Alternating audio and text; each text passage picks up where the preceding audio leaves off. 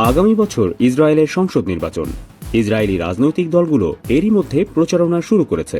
নির্বাচনকে ঘিরে ভোটের জোট গঠনও চলছে।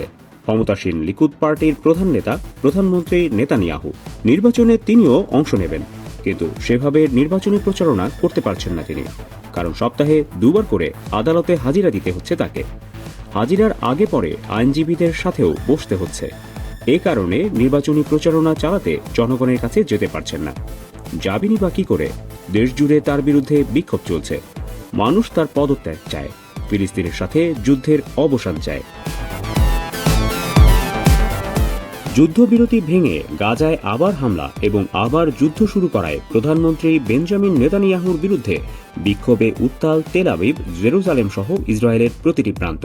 2023 সালে কয়েকশো মানুষকে ধরে নিয়ে যাওয়া হয়, সেটি প্রতিরোধ করতে না পারা নেতানিয়াহুর প্রধান ব্যর্থতা। এরপর 15 মাস ধরে চলা অভিযানে লাখো লাখো মানুষ হতাহত হয়, কিন্তু জিম্মিদের উদ্ধার করতে পারেনি ইসরায়েলি বাহিনী। সবশেষে যুদ্ধবিরতি চুক্তি করে জিম্মিদের ফিরিয়ে আনা যখন শুরু হয়, তখনই নতুন করে যুদ্ধ শুরু করে 59 জন জিম্মির জীবন ঝুঁকির মধ্যে ফেলে দিয়েছেন নেতানিয়াহু। দাবি উঠেছে অনতিবিলম্বে যুদ্ধবিরতি কার্যকর করে বন্দি বিনিময়ের মাধ্যমে ইসরায়েলিদের ফিরিয়ে আনার। উল্টো দিকে যুদ্ধ করার জন্য চাপ দিচ্ছে একটা অংশ। 120 আসনের পার্লামেন্টে নেতানিয়াহুর পার্টির আসন সংখ্যা মাত্র 30টি।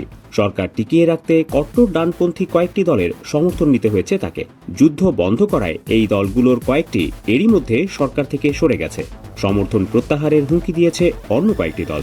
সেটা হলে হয়তো বিরোধী দল থেকেই নির্বাচন করতে হবে নেতানিয়াহুকে। সেখানেও ঝুঁকি আছে। ঘুষ, প্রতারণা ও বিশ্বাসভঙ্গের 3টি মামলা চলছে তার বিরুদ্ধে। 6 বছর আগে মামলা শুরু হলেও বারবার তারিখ পেছানো হয়, কিন্তু এখন আর তাকে সময় দিতে রাজি নয় আদালত। এ কারণে সপ্তাহে দুবার করে আদালতে হাজিরা দিতে হচ্ছে নেতানিয়াহুকে। তার বিরুদ্ধে অভিযোগ উঠেছে লাখ লাখ ডলার ঘুষ নিয়ে একটি টেলিফোন কোম্পানিকে লাইসেন্স দিয়েছেন, একটি ব্যবসা প্রতিষ্ঠানকে অবৈধ সুবিধা দিয়েছেন এবং রাজনীতিবিদদেরকে বেআইনি সুবিধা দিয়েছেন। এসব অপরাধে দোষী সাব্যস্ত হলে তার 10 বছরের কারাদণ্ড হতে পারে। এই অবস্থায় ডানপন্থী দলগুলো সমর্থন প্রত্যাহার করলে তিনি আর প্রধানমন্ত্রী থাকতে পারবেন না। এমনকি দুর্নীতির মামলায় তার সাজা হয়ে যেতে পারে। ফলে নিজেকে বাঁচাতে কট্টরপন্থীদের সমর্থন বজায় রাখতে যুদ্ধ তাকে করতেই হবে। উল্টো দিকে যুদ্ধ করতে গিয়ে হারাচ্ছেন জনসমর্থন।